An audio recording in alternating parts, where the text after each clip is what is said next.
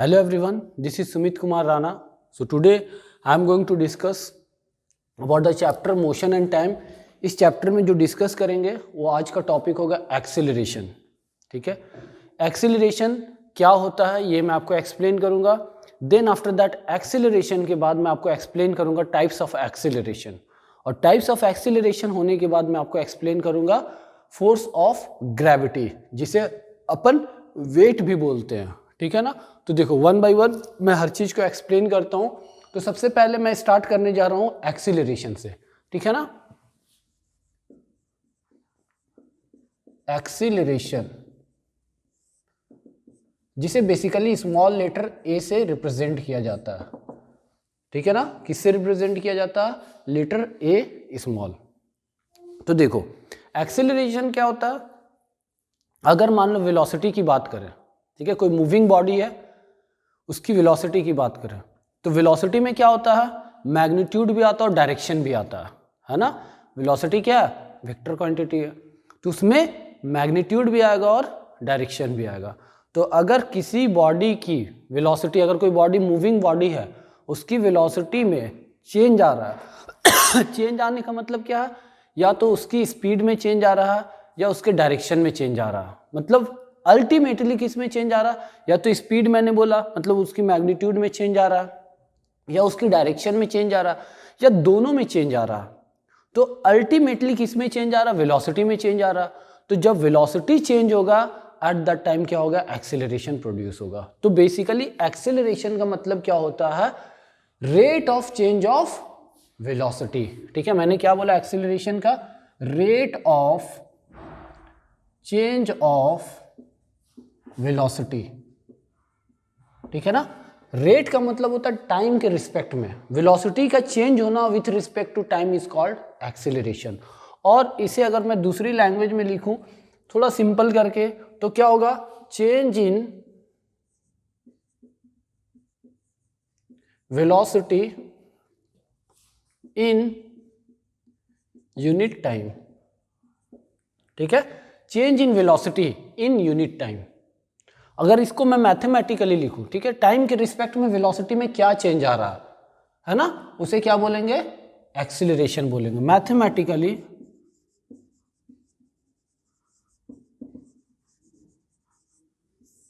Acceleration is equal to v minus u upon t. Acceleration is equal to v minus u upon t. तो मैंने बोला ए, small ए किसको represent कर रहा है? एक्सीलरेशन को. u is initial velocity. ठीक है. v is final velocity and t is time taken. मतलब क्या है? जब आपने ऑब्जर्वेशन स्टार्ट करा तो बॉडी की इनिशियल वेलोसिटी, किसी ऑब्जेक्ट की इनिशियल वेलोसिटी क्या थी, और आपने जब तक ऑब्जर्व करा जिस टाइम तक, उस टाइम के बाद उसकी वेलोसिटी क्या हो गई, that would be the final velocity. और उस चेंज होने में, इनिशियल से फाइनल तक जाने में जो टाइम लगा, that is the time taken. Clear है मेरी बात? ठीक है, ये है आपका एब्रिविएशन, है ना. एक acceleration is equal to v minus u upon t. Clear है? चलो ये मैथमेटिकल रिप्रेजेंटेशन हुआ. अब मैं यूनिट की बात करता हूं, यूनिट ऑफ एक्सीलरेशन. तो SI यूनिट क्या होती है? एक्सीलरेशन. एक्सीलरेशन का मतलब क्या है? Change in velocity upon time, मतलब v upon T.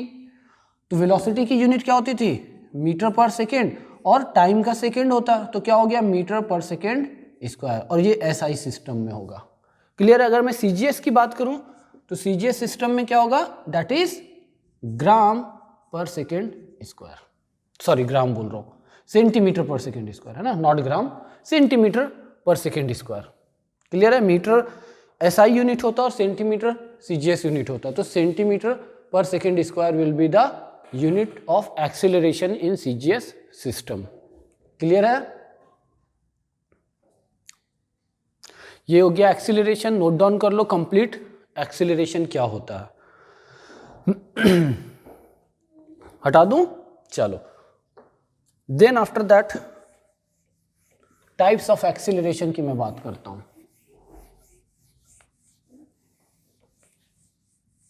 We have two types of acceleration. We have two types of acceleration.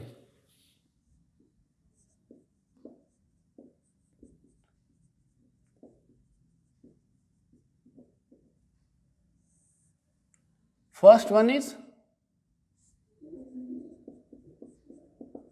Positive acceleration. ठीक है, first one is positive acceleration. देखो पॉजिटिव एक्सेलरेशन क्या होता है, अगर मान लो बॉडी की मोशन जिस डायरेक्शन में हो रहा है, जिस डायरेक्शन में बॉडी का एक्सेलरेशन हो रहा है और वेलोसिटी उसी डायरेक्शन में इंक्रीज कर रही है, मतलब उसकी मैग्नीट्यूड उसी डायरेक्शन में इंक्रीज कर रही है, तो वो पॉजिटिव एक्सेलरेशन होगा. जैसे फॉर एग्जांपल मैं चल रहा हूं इस तरीके से, ठीक है ना, मैं ऐसे जा रहा हूं, पीछे से मेरे को किसी ने पुश करा तो मेरी वेलोसिटी अब बढ़ जाएगी. तो जिस डायरेक्शन में मैं मोशन कर रहा था उसी डायरेक्शन में मेरी स्पीड, मेरी वेलोसिटी में इंक्रीज आया, and that we called positive acceleration. Clear है ना मेरी बात. देखो अब या मार्कर को मैं गिराऊं तो जिस डायरेक्शन में इसकी वेलोसिटी उसी डायरेक्शन में क्या हो रहा है, इसकी वेलोसिटी धीरे धीरे इंक्रीज करेगी. इनिशियली वो रेस्ट पे था, जब गिरा थोड़ा बढ़ा, फिर आगे जाते जाते वो क्या होगा, इसकी स्पीड, इसकी वेलोसिटी बढ़ते जाएगी. तो जिस डायरेक्शन में मोशन हो रहा है उसी डायरेक्शन में अगर उसकी वेलोसिटी बढ़ती जाए, then that we call positive acceleration. ठीक है ना. तो इसकी डेफिनेशन लिखता हूं, if the velocity of an object increases in the same direction of motion, then body has positive acceleration. ठीक है, जो मैंने बोला अभी, if the velocity of an object increases in same direction of motion, जिस direction में motion कर रहा उसी डायरेक्शन में इनिशियल वेलोसिटी कुछ था but final velocity initial velocity से ज्यादा हो जाए, ऐसे कंडीशन में जो एक्सीलरेशन हुआ है वो एक्सीलरेशन कैसा, पॉजिटिव एक्सीलरेशन है. क्लियर है मेरी बात. ठीक है, पॉजिटिव एक्सीलरेशन. सेकेंड, और इसकी एग्जांपल क्या होगी, फ्रीली फॉलिंग बॉडी. ठीक है, सेकेंड, फ्रीली फॉलिंग मतलब किसी को गिराओ, मार्कर को गिराओ या स्टोन को गिराओ तो धीरे धीरे उसकी स्पीड, उसकी वेलोसिटी बढ़ते जाती है ना. तो ये एक्सीलरेशन पॉजिटिव एक्सीलरेशन है. सेकेंड वन इज नेगेटिव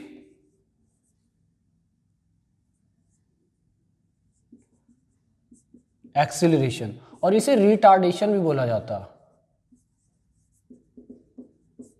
इसे क्या बोला जाता है, रिटार्डेशन. मतलब नेगेटिव एक्सीलरेशन का ही दूसरा नाम क्या है, रिटार्डेशन. अभी मैंने क्या बोला था कि जिस डायरेक्शन में बॉडी का मोशन हो रहा, अगर उसी डायरेक्शन में उसकी स्पीड इंक्रीज कर रही है तो उसकी वेलोसिटी, स्पीड मतलब मैग्नीट्यूड की मैंने बात करा, अगर उसी डायरेक्शन में उसकी वेलोसिटी में इंक्रीज आ रहा वो पॉजिटिव एक्सीलरेशन होगा. अगर कोई बॉडी जिस डायरेक्शन में मोशन कर रहा है उस डायरेक्शन में उसकी वेलोसिटी डिक्रीज कर रही है, उस डायरेक्शन में उसकी वेलोसिटी डिक्रीज कर रही है, तो उस वक्त जो एक्सीलरेशन होगा वो कैसा होगा, नेगेटिव एक्सीलरेशन. जैसे मैं जा रहा हूं, किसी ने सामने से पुश करा, अब मेरी वेलोसिटी क्या होगी, स्लो डाउन होगी. पहले ज्यादा था, लास्ट में फाइनली क्या होगा, कम हो गया.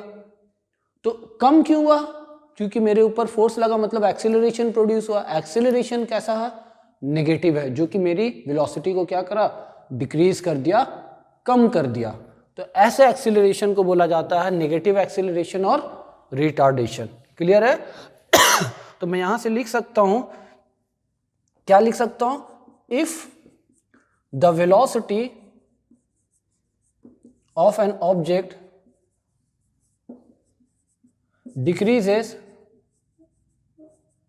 In the same direction of motion, then body has negative acceleration. Clear है? बॉडी के पास कैसा है? Negative acceleration. एग्जाम्पल क्या होगा?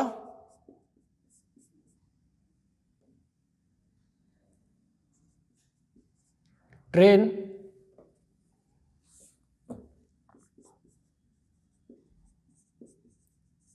Slow down. ठीक है, ट्रेन देखते हो स्टेशन के पास आती तो धीरे धीरे स्लो डाउन हो जाती है, मतलब जिस डायरेक्शन में मोशन हो रहा है पहले वेलोसिटी ज़्यादा था, धीरे धीरे कम हो रहा, स्लो डाउन हुआ, उस वक्त जो उसके पास एक्सीलरेशन प्रोड्यूस हुआ that is the negative acceleration, that we called retardation. Clear है ना मेरी बात? चलो ठीक है, नाउ हटा दूं पॉजिटिव एक्सीलरेशन, नेगेटिव एक्सीलरेशन आपको क्लियर हो गया। अब मैं बात करने जा रहा हूं फोर्स ऑफ ग्रेविटी के बारे में।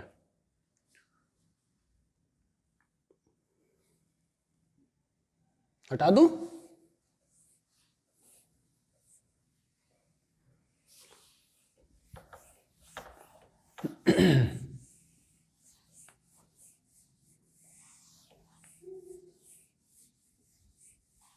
देखो मैंने क्या बोला? Force of gravity.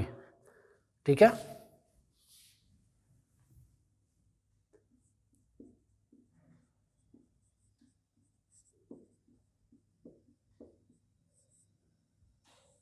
Force of gravity. देखो जितने भी बॉडी हैं, जितने भी ऑब्जेक्ट है, उसको क्या करता है?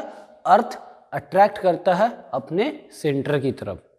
ठीक है, मतलब earth attract all the body towards it centre. Clear है? मतलब the force exerted by the earth on a body is called weight और फोर्स ऑफ ग्रेविटी। ठीक है, तो सबसे पहले मैंने क्या बोला? ऑल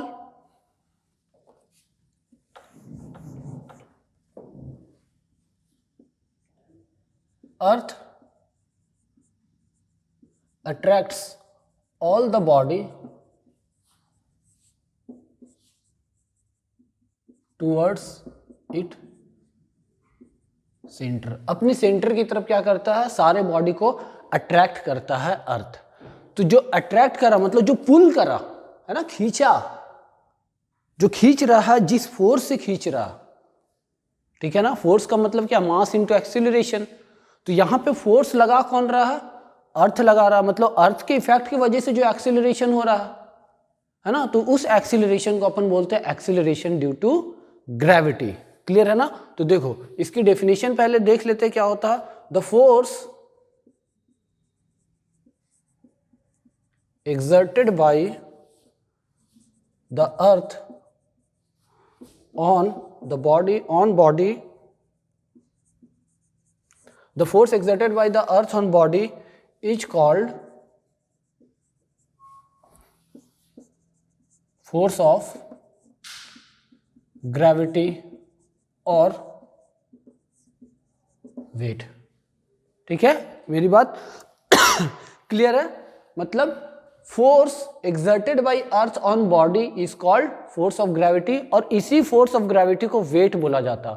और मैथमेटिकल इसका एक्सप्रेशन होता है weight is equal to mass, और इसको मैं कंप्लीट लिखूं अभी,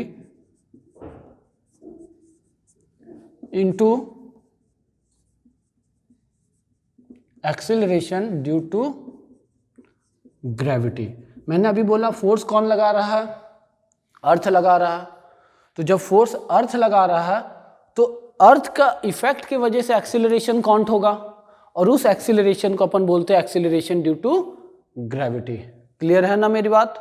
ठीक है, मतलब इसे weight is equal to mg लिखा जाएगा। m is mass of the body, g is acceleration due to gravity, और g की वैल्यू होती है 9.81 metre per second square on the surface of earth. ठीक है, और इसे नियरली आप लिख सकते हो 9.8 मीटर पर सेकेंड स्क्वायर, और अब जब मैथमेटिकल कैलकुलेशन होता है तो थोड़ा सिंपल बनाने के लिए आप इसे नियरली 10 भी ले सकते हो। क्लियर है? तो ये वेट हो गया अपना। समटाइम्स, ठीक है, किलोग्राम ऑफ फोर्स और किलोग्राम ऑफ वेट के टर्म में बात होती है। अगर अब हमारे पास 1 kg का मास है तो वो कितना फोर्स एक्सर्ट करेगा? ठीक है, तो 1 kg का मास है मीन्स 1 किलोग्राम फोर्स, और इसे लिखा जाता है 1 kgf और समटाइम 1 kg वेट। ठीक है, तो ये कितना होगा 1 किलोग्राम ऑफ फोर्स, तो केजी 1 kg कितना फोर्स लगाएगा, मतलब मेरे को मास दे रखा है, एक्सीलरेशन भी काउंट करना होगा तभी जाके फोर्स काउंट होगा। तो mass is 1 kg, acceleration due to gravity is 9.8, तो ये कितना होगा 9.8 न्यूटन होगा, मतलब 1 kgf is equal to 9.8 Newton.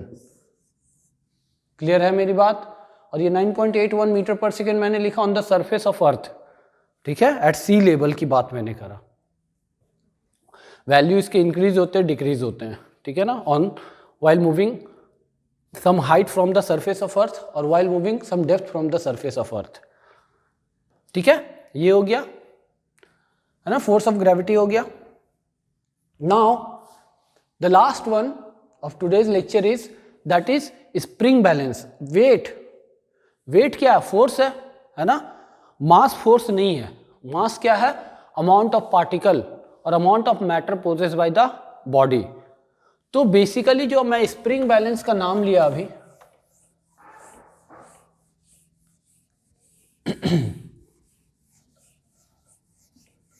ठीक है, मैंने क्या नाम लिया, स्प्रिंग बैलेंस।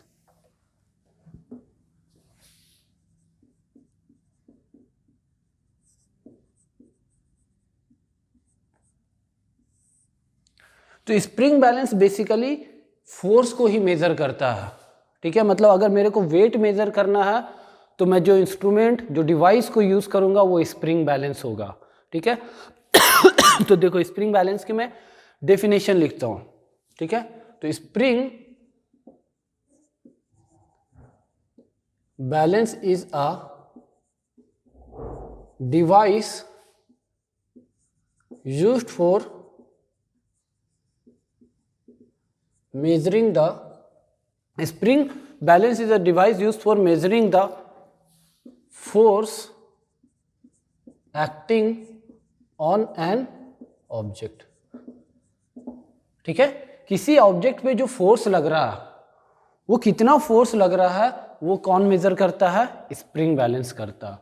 ठीक है ना, तो स्प्रिंग बैलेंस में होता क्या है, स्प्रिंग बैलेंस में एक स्प्रिंग होते हैं जो क्या करता है, जैसे वेट आएगा, फोर्स आएगा तो वो स्ट्रेच हो जाता है। स्ट्रेच होगा, उसके ऊपर क्या होता है, पॉइंटर होता है, और पॉइंटर बाहर में स्केल कैलिब्रेशन होता है, मतलब स्केल लगे होते हैं या मेजरिंग कैलिब्रेशन होता है ना। वो कैलिब्रेशन में क्या करता है, वो पॉइंटर शिफ्ट करता है और वो बताता है कितना फोर्स लग रहा है। ठीक है देखो डायग्राम मैं बनाऊं तो स्प्रिंग बैलेंस का कुछ इस तरीके का डायग्राम होगा।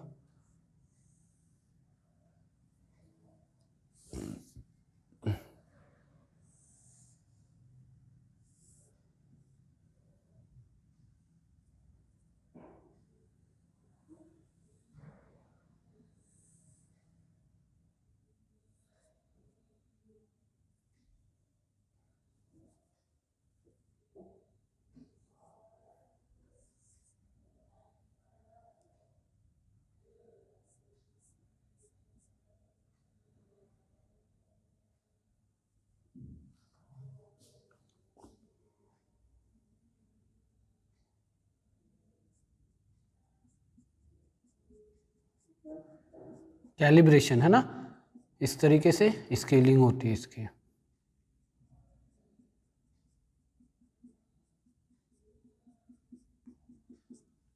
ये कैलिब्रेशन होता है।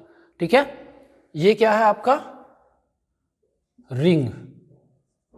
ठीक है, ये है हुक। ठीक है, और ये जो देख रहे हो डार्क वाली, ये है पॉइंटर।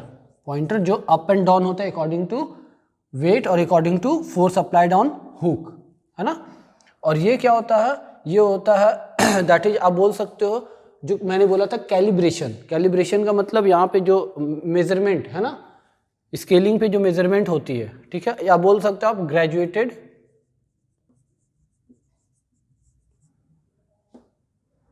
स्केल। ठीक है, अब होगा क्या, जैसे यहाँ पे आप फोर्स रखोगे, मतलब फोर्स लगाओगे या किसी बॉडी को इस तरीके से रखोगे और वो इस तरीके से हुक को पकड़ोगे, है ना, रिंग को पकड़ा, हुक में किसी ऑब्जेक्ट को रखा, अर्थ क्या करेगा, उस ऑब्जेक्ट को नीचे की तरफ खींचेगा, मतलब उसके ऊपर फोर्स लगाएगा। फोर्स लगाएगा तो ये नीचे जाएगा तो पॉइंटर भी नीचे आएगा, तो जितना फोर्स लगेगा उतना पॉइंटर नीचे आएगा और यहाँ पे फोर्स को वो रीड करके बताएगा। क्लियर है ना? तो इसीलिए मैंने लिखा spring balance is a device used for measuring the force acting on it. Basically आप वेट को मेजर कर सकते हो, वेट वहां पे आपको फोर्स है, ठीक है। वेट बेसिकली क्या, force, m and g, mass into acceleration due to gravity, जिसकी कॉम्बाइन इफेक्ट क्या बन रहे, वेट फोर्स बन रहा, तो इसीलिए वो क्या करता है, फोर्स को मेजर करता है। तो this is the spring balance, है ना। तो स्प्रिंग बैलेंस से अपन वेट मेजर कर लेते हैं, है ना। तो वेट इज इक्वल टू क्या लिखते हो, mg। अगर मेरे को मास मेजर करना होगा तो वेट पता है मेरे को, तो क्या करूंगा मैं, w बाई जी, जी को नीचे ले आकर के डिवाइड कर दूं तो मेरे को मास पता लग जाएगा किसी बॉडी का, है ना, सब मैथमेटिकल कैलकुलेशन करने के बाद। क्लियर है? चलो देखो एक क्वेश्चन सॉल्व करते हैं, है ना। क्वेश्चन क्या है, अ बॉडी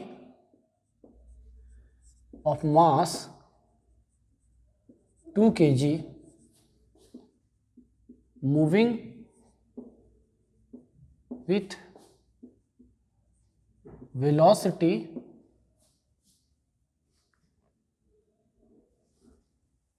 और a body of mass 2 kg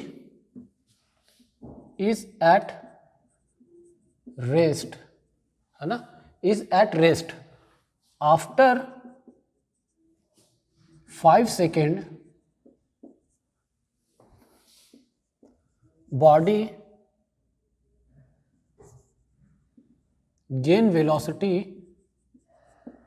of 10 meter per second.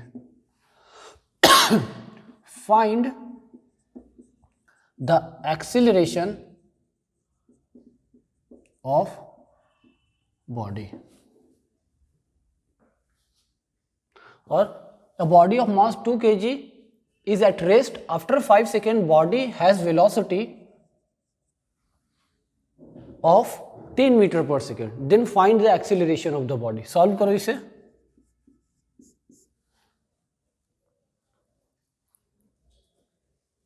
कर लिया सॉल्व? देखो अब मैं करता हूं, मैच करो। अ बॉडी ऑफ मास 2 kg, मास कितना दे रखा, 2 kg दे रखा, इज एट रेस्ट, मतलब जैसे ही ऑब्जर्व आपने करा उसकी इनिशियल वेलोसिटी 0 हो गई, 0 metre per second. After 5 second, जब टाइम कितना हो गया, 5 सेकेंड हो गया, तो बॉडी की वेलोसिटी हो गई फाइनल वेलोसिटी 5 सेकेंड। जब मैंने ऑब्जर्व करा 5 सेकेंड के बाद 10 मीटर पर सेकेंड हो गया, है ना। Find the acceleration of the body, body की एक्सेलरेशन फाइंड आउट करनी। तो क्या होगा, एक्सेलरेशन इज इक्वल टू, मैंने लिखा था v minus u upon t, तो v कितना है 10, u कितना है 0 और टाइम कितना दे रखा 5 second, means 10 upon 5 which is equal to 2 metre per second square. और ये देखो पॉजिटिव आ रहा, कुछ नहीं है, मतलब क्या, एक्सेलरेशन इज पॉजिटिव एक्सेलरेशन। और ये पॉजिटिव एक्सेलरेशन क्या शो करता है कि जिस डायरेक्शन में मोशन हो रहा है वेलोसिटी बॉडी की इंक्रीज करेगी, हो भी रहा है। स्टार्टिंग में रेस्ट में था, 5 सेकेंड के बाद उसकी वेलोसिटी 10 मीटर पर सेकेंड हो गई, मतलब बढ़ा ना। क्लियर है? तो that is positive acceleration. Clear है? चलो, तो this is all about the today's lecture. Thank you.